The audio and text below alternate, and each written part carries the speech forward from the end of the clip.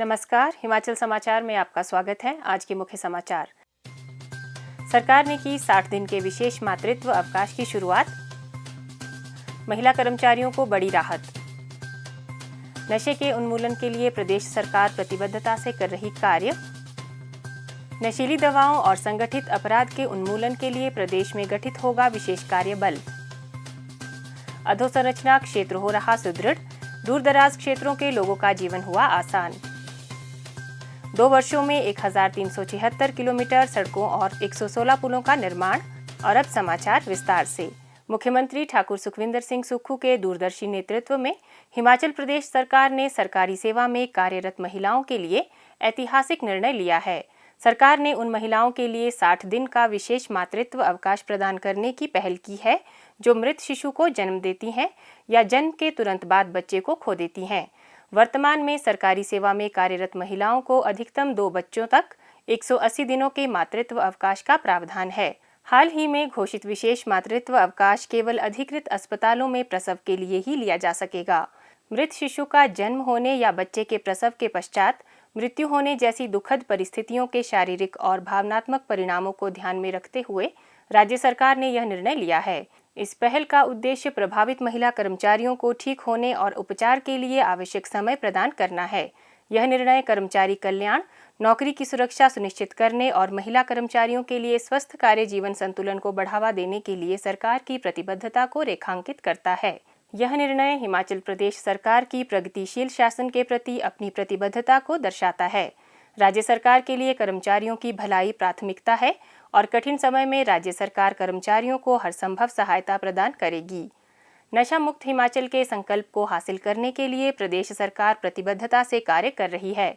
नशा आज पूरे विश्व के साथ साथ देश में भी एक गंभीर समस्या बन गया है। इस सामाजिक बुराई का समूल नाश करने और युवा पीढ़ी को बचाने के लिए प्रदेश सरकार ने अनेक कदम उठाए हैं। प्रदेश सरकार ने नशीली दवाओं और संगठित अपराध के उन्मूलन के लिए विशेष कार्य बल गठित करने का निर्णय लिया है। इसका नेतृत्व अतिरिक्त पुलिस महानिदेशक अथवा पुलिस महानिरीक्षक स्तर के अधिकारी करेंगे। युवा पीढ़ी को नशे की आदत से बचाने के लिए प्रदेश में कड़े प्रावधानों को लागू किया जा रहा है। इसके तहत नशीली दवाओं की तस्करी में शामिल अपराधियों की संपत्ति जब्त करने का प्रावधान शामिल है। ऐसे लोग जो नशे का कारोबार करते हैं, युवाओं में नशे को बेचते हैं, ऐसे लोगों की हमने संपत्ति को जब्त करना शुरू किया है। पिछले 5 साल से एक एक्ट था, उस एक्ट में एक नियुक्ति होनी थी जिसको एनडीपीएस एक्ट बोलते हैं, उसमें अभी तक नियुक्ति नहीं हुई थी। हमने उसमें हाई कोर्ट के जज की नियुक्ति की और उसके माध्यम से जो भी नशे के कारोबार में जुड़े हुए लोग हैं उनकी संपत्ति को जब्त करने की हमने शुरुआत कर दी है। हम किसी भी प्रकार का समझौता जो नशा बेचने वाले व्यापारी है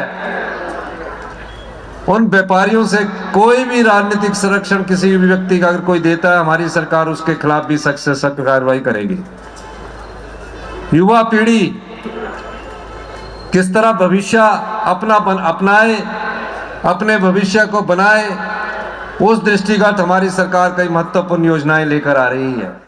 प्रदेश में गठित हो रहे विशेष कार्य बल को विशेष प्रशिक्षण और कमांडो बल के साथ तैयार किया जाएगा और इसमें नारकोटिक्स कंट्रोल ब्यूरो के साथ प्रशिक्षण भी शामिल है। इस कार्य बल का उद्देश्य नशीली दवाओं की तस्करी के नेटवर्क को ध्वस्त करना, संगठित गिरोह और नशीली दवाओं की तस्करी में संलिप्त लोगों के विरुद्ध कार्रवाई सुनिश्चित कर फॉरेंसिक प्रोटोकॉल के माध्यम से खुफिया जानकारी एकत्रित करना शामिल है। विशेष कार्यबल स्वतंत्र रूप से पुलिस थानों अथवा स्थानीय पुलिस और रेंज, जिला तथा उपमंडल स्तर पर विशेष इकाइयों के सहयोग से मामलों को पंजीकृत कर जांच सुनिश्चित करेगा।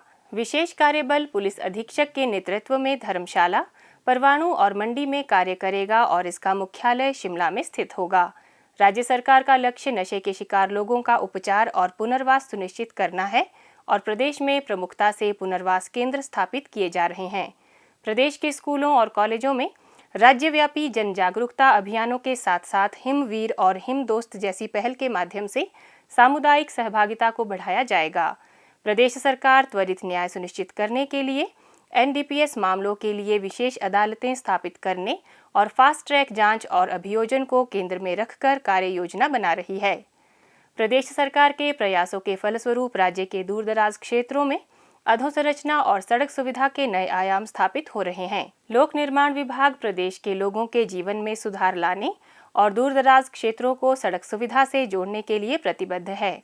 प्रदेश सरकार ने 2 वर्षों में 1376 किलोमीटर सड़कों और 119 किलोमीटर क्रॉस ड्रेनेज का निर्माण किया है। इसके अतिरिक्त 1741 किलोमीटर सड़कों की टारिंग की गई है। इन सुविधाओं के मिलने से क्षेत्र के लोगों को आवाजाही में आसानी और कई अन्य सेवाओं तक पहुंच सुगम हो गई है। 61 गांवों को सड़क कनेक्टिविटी से जोड़ा गया है। चुनौतीपूर्ण हालात में रह रहे दूरदराज क्षेत्रों के लोगों के लिए 116 पुलों का निर्माण किया गया है। कनेक्टिविटी को बढ़ाने की राज्य सरकार की प्रतिबद्धता शिमला में दिख रही है। राज्य सरकार की महत्वाकांक्षी 890 मीटर की डबल लेन सुरंग परियोजना भी विकास की एक नई इबारत लिखने जा रही है। नवबहार से सर्कुलर रोड तक अत्याधुनिक तकनीक से बनाई जा रही सुरंग न केवल यातायात के दबाव को कम करेगी, बल्कि शहर के लोग आसानी से और कम समय में आवाजाही कर सकेंगे। इस परियोजना की कुल लागत 295 करोड़ रुपए है, जिसके लिए 100 करोड़ रुपए का आवंटन किया जा चुका है। अधोसंरचना को प्रोत्साहित करने के लिए इस वित्त वर्ष में लोक निर्माण विभाग को 2806 करोड़ रुपए आवंटित किए गए हैं। परियोजनाओं का समयबद्ध निर्माण और कार्यकुशलता बढ़ाने के लिए प्रदेश सरकार दृढ़ संकल्पित है। हिमाचल समाचार देखने के लिए सब्सक्राइब करें यूट्यूब चैनल हिमाचल समाचार, लाइक करें Facebook page information and public relations department Himachal Pradesh और CMO हिमाचल, फॉलो करें x@DPRHP और CMO हिमाचल, फॉलो करें इंस्टाग्राम @DIPR हिमाचल और CMO हिमाचल। विजिट करें वेबसाइट www.himachalpr.gov.in। इस अंक में इतना ही, कल फिर होगी मुलाकात। दीजिए इजाजत, नमस्कार।